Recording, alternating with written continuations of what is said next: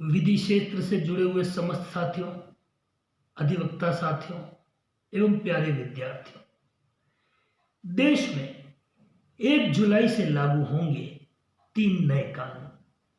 इस संबंध में कल दिनांक 24 फरवरी 2024 को केंद्र सरकार ने एक अधिसूचना जारी करते हुए सारी अटकलों को समाप्त कर दिया।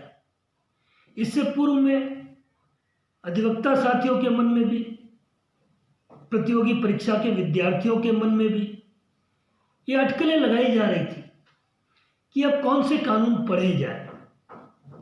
शीतकालीन सत्र में संसद के द्वारा 3 नए कानून 21 दिसंबर 2023 को पारित किए गए। ये 3 कानून, पहला भारतीय न्याय संहिता, दूसरा भारतीय नागरिक सुरक्षा संहिता और तीसरा भारतीय साक्ष्य अधिनियम पारित कर दिए गए।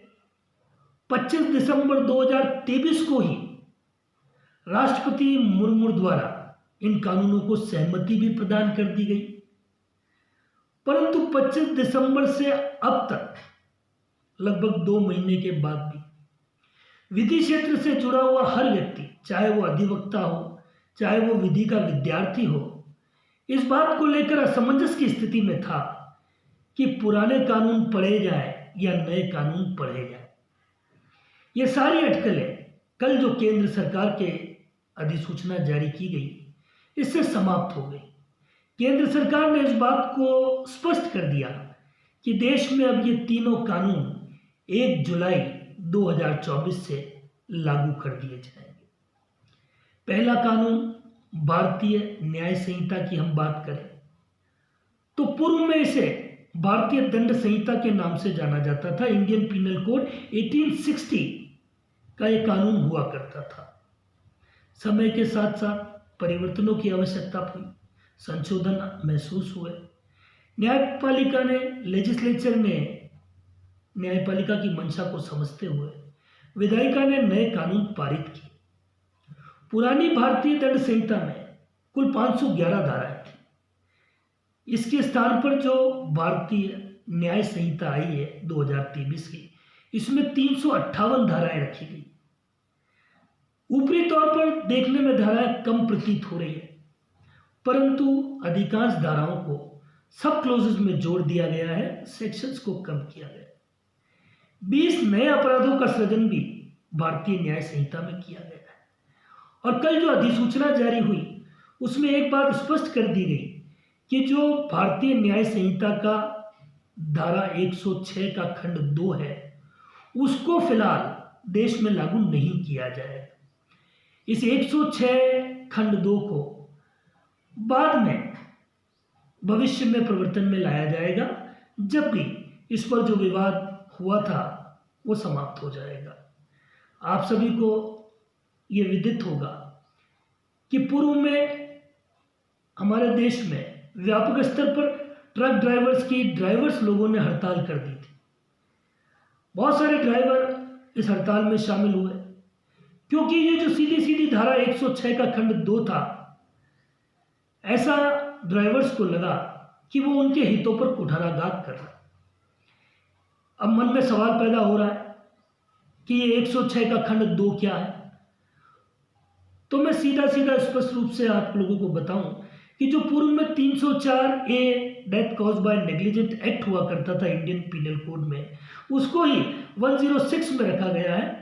और पहले सिर्फ मात्र 2 वर्ष की सजा उसमें होती थी।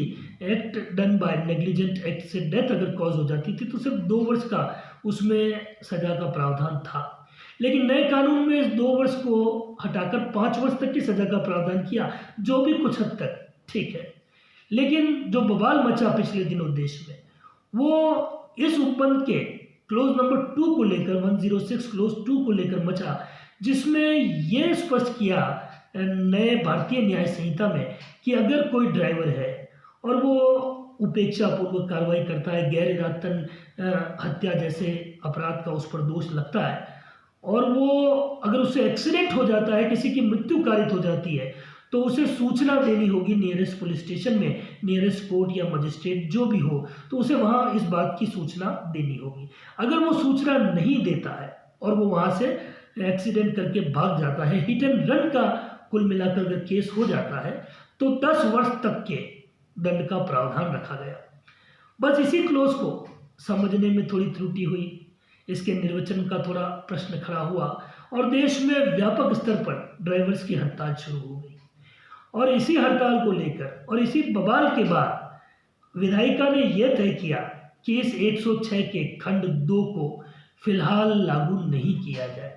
ड्राइवर्स एसोसिएशन से चर्चा की जाएगी, इन्हें इस धारा का पूरा अर्थ समझाया जाएगा, सही ढंग से निर्वचित किया जाएगा और उसके पश्चात ही इस धारा को देश में लागू किया जाएगा। तो सिर्फ इतना है कि 106 के खंड 2 को छोड़कर संपूर्ण भारतीय न्याय संहिता अब 1 जुलाई 2024 से हमारे देश में लागू हो जाएगी। तो ये तो पहली मुख्य बात हुई कि क्या 1 जुलाई से भारतीय न्याय संहिता में लागू होने वाला है और क्या नहीं लागू होने वाला है।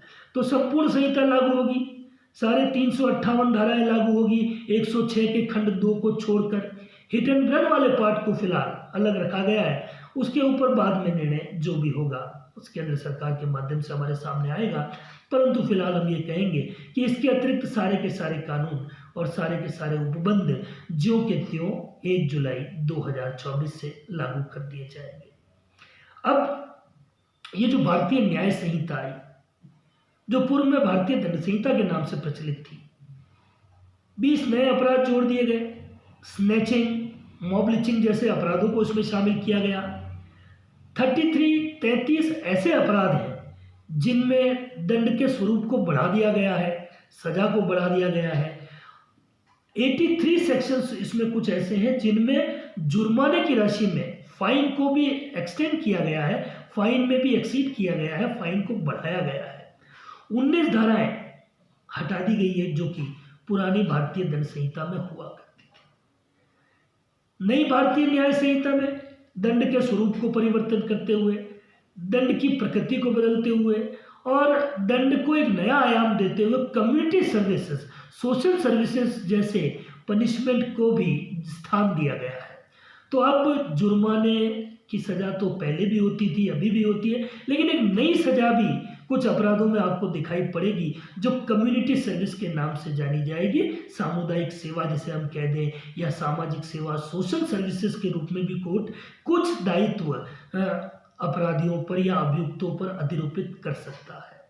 इसके अतिरिक्त एक महत्वपूर्ण बात और कि राजद्रोह का जो अपराध जो पुरानी आईपीसी में 124A सेडिशन हुआ करता था, उसका कॉन्सेप्ट पूरा ही खत्म कर दिया गया है। अब राजद्रोह ना होकर अगर ठीक से देखा जाए तो देशद्रोह के नाम से उसे हम पढ़ सकते हैं, इंटरप्रेट कर सकते हैं कि भाई अब जिसकी सरकार है उसके खिलाफ कोई बात कहना वो थोड़ा ठीक नहीं है। अब देश के विरुद्ध पहले जब हम पढ़ा करते थे 124A सेडिशन का जो कंसेप्ट हुआ था कि भाई जो कोई अभिव्यक्ति के माध्यम से by any way of expression है भारत में विधि द्वारा स्थापित सरकार के विरुद्ध घृणा, अप्रीति और अवमान के भाव पैदा कर देता था, तो वो सेडिशन की परिभाषा में आता था। लेकिन अब भारत में विधि द्वारा स्थापित सरकार शब्दों को हटाकर भारत देश के विरुद्ध ऐसे कोई व्यक्ति कोई भाव पैदा करता है, ऐसा कोई एक्सप्रेशन करता है, अभिव्यक्ति करता है जिससे कि देश की विधि द्वारा जिससे कि देश के लोगों में घृणा, देश के प्रति घृणा, अवमान और अप्रीति पैदा हो जाए, तो ये माना जाएगा कि वो देशद्रोह के रूप में दंडित होगा। तो राजद्रोह जिसका कि काफ़ी मिसयूजेस होने लगा था, उसको भी देख के विधायिका ने हटा के उसमें भी परिवर्तन किया है। और भी कुछ परिवर्तन जो मोटे मोटे दिखाई पड़ते हैं, तो मुझे लगता है कि औपनिवेशिक काल में कई ऐसी शब्दावलियां प्रयोग हुआ करती थी। करीब 475 ऐसे शब्दों को हटा दिया गया है, जैसे लंदन, ज्यूरी, हर, हैनेस, यूनाइटेड किंगडम एक्सेट्रा। तो ऐसे कई शब्द जो उस समय में चला करते थे उनको भी हटाकर नए कानून में स्थान दिया गया है। कई महत्वपूर्ण धाराएं जो एक आम व्यक्ति के जबान पर जमी हुई थी, जैसे हम किसी को कहते थे कि ये व्यक्ति 420 व्यक्ति, तो 420 कोई व्यक्ति नहीं होता था। 420 आईपीसी की पुरानी भारतीय दंड संहिता की धारा का नाम था। मर्डर 302 में हुआ करता था, रेप के ऑफेंसेस। अब पूरा स्वरूप चेंज करके इनके धाराएं बदल दी गई हैं। तो ये भी एक चुनौतीपूर्ण चेंजेस विधायिका के द्वारा हमको देखने को मिले। तो ये हुई भारतीय न्याय संहिता में हुई मोटे मोटे परिवर्तनों की बात। सीआरपीसी, जिसे हम क्रिमिनल प्रोसीजर कोड के नाम से जाना करते थे, वर्तमान परिप्रेक्ष्य में 2023 में इसे नया नाम दे दिया गया, जो भारतीय नागरिक सुरक्षा संहिता 2024 के नाम से जाना जाएगा। 2023 में पास हुआ है, लेकिन अब ये 24 में 1 जुलाई से लागू हो जाएंगे।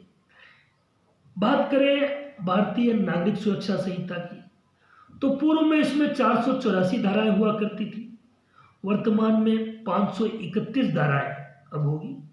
कुल 177 धाराओं में संशोधन किए गए हैं, 9 नई धाराएं जोड़ी गई हैं, 39 उपधाराएं जोड़ दी गई है और पुरानी संहिता की 14 धाराएं रिपील कर दी गई हैं, निरस्त भी कर दी गई है। ऑडियो वीडियो के माध्यम से जो भी साक्ष्य आएगा उसको इस नई भारतीय सुरक्षा संहिता में ज़्यादा महत्व दिया गया है। और कुछ नया स्वरूप इस प्रकार भी दिखाई पड़ेगा इसमें कि जो कैदी अधिकतम सजा जेल में भोग चुके हैं, तो ऐसे कैदियों को अपने निजी बंद पत्र पर भी छोड़े जाने की व्यवस्था मोटे मोटे स्वरूप में परिवर्तित दिखाई पड़ेगी भारतीय नागरिक सुरक्षा संहिता में। तो अब सीआरपीसी ना होकर हम इसे नागरिक सुरक्षा संहिता के नाम से जानेंगे। और तीसरा जो नया एक्ट हमारे सामने है वो भारतीय साक्ष्य अधिनियम 2023 का 2024, ये भी 1 जुलाई से प्रवर्तन में आएगा। इसमें बहुत ज़्यादा परिवर्तन नहीं किया गया है, सिवाय मात्र सेक्शंस के हेडिंग को हटाकर। पहले 167 धाराएं 167 सेक्शन इसमें हुआ करते थे, लेकिन वर्तमान में 170 धाराएं भारतीय साक्ष्य अधिनियम में दिखाई पड़ेगी। 2 नई धाराएं जोड़ी गई है, 6 उपधाराओं को जोड़ा गया है।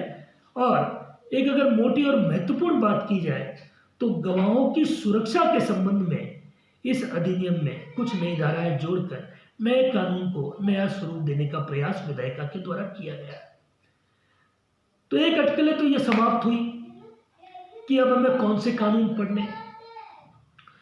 तो मेरा पहला सुझाव तो यह है कि जो वैकेंसियां अभी तक जारी हो चुकी है उनके लिए तो पुराने कानून ही पढ़े जाएंगे। जैसे कि हमारे राजस्थान में अभी एपीओ की वैकेंसी जारी हो चुकी है, कुछ दिनों बाद उसकी सीट्स और उसके इम्तिहान भी डेट डिक्लेयर हो जाएगी, फॉर्म भरे जाएंगे। तो उसमें सिलेबस में पहले ही ये स्पष्ट कर दिया गया है कि आपको पुरानी भारतीय दंड संहिता, पुराना दंड प्रक्रिया संहिता सीआरपीसी और पुराना एविडेंस एक्ट ही पढ़ना होगा। और अब जो भी अधिसूचनाएं जारी होगी एग्जामिनेशंस को लेकर, उनमें मेरा मानना है कि अब नए कानूनों को पढ़ना एक विद्यार्थी के लिए आवश्यक हो गया है। बात करें न्यायपालिका में किस प्रकार इसका प्रवर्तन होगा, तो 1 जुलाई 2024 के पश्चात जो भी अपराध होंगे उनमें भारतीय न्याय संहिता की धाराएं लगाई जाएगी। उसके बाद अगर कोई चार्जशीट पेश होगी तो भारतीय न्याय संहिता की नई धाराओं के अनुसार उसे पेश करना होगा और नए कानून के अनुसार ट्रायल चलेगी, प्रचलन में आएगा। जहां तक पुराने जितने भी केसेस न्यायालय में विचाराधीन हैं वो पुरानी भारतीय दंड संहिता के अनुसार ही चलेंगे, पुराने कानूनों के अनुसार चलाए जाएंगे। लेकिन 1 जुलाई 2024 के पश्चात कोई भी अपराध होगा, उस पर किसी प्रकार का अन्वेषण होगा, पुलिस चालान पेश करेगी, तो ऐसे सभी मामलों में अब नई धाराओं में भारतीय न्याय संहिता के अनुसार चालान पेश होगा। उनकी विचारण भी भारतीय नागरिक सुरक्षा संहिता के अनुसार ही किया जाएगा और साक्ष्य अधिनियम में जो नए बदलाव हुए उन सभी नए बदलाव के अनुसार ही अब आगे कार्रवाई होगी। तो इस वीडियो के माध्यम से ये जानकारी मैंने विद्यार्थियों को या विधि क्षेत्र से जुड़े हुए साथियों को देने का प्रयास किया। आगे भी इन कानूनों में जो महत्वपूर्ण परिवर्तन हुए हैं उन पर मैं समय समय पर वीडियो के माध्यम से आप लोगों को जानकारी मुहैया कराऊंगा। अधिक जानकारी के लिए हमारे इस YouTube चैनल को सब्सक्राइब करें अधिक से अधिक संख्या में। धन्यवाद।